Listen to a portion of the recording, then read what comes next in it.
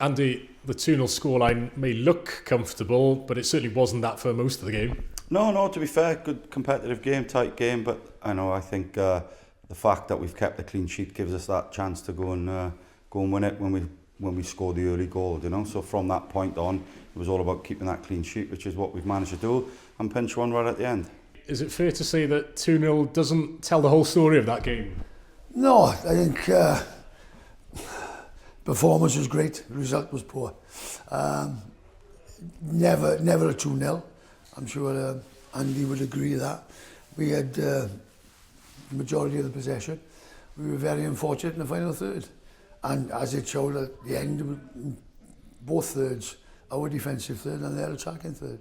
Llanelli didn't make it easy for you this evening. No, it was a tough one to get back into. Boys have been off for, I think it's about 2 weeks now. Obviously the Cardiff Met came off the other day. It was an hard one. We had to dig in deep to get over the line, and I think we deserved it at the end of the day. Looking at that 7th spot now, is that something to aim for?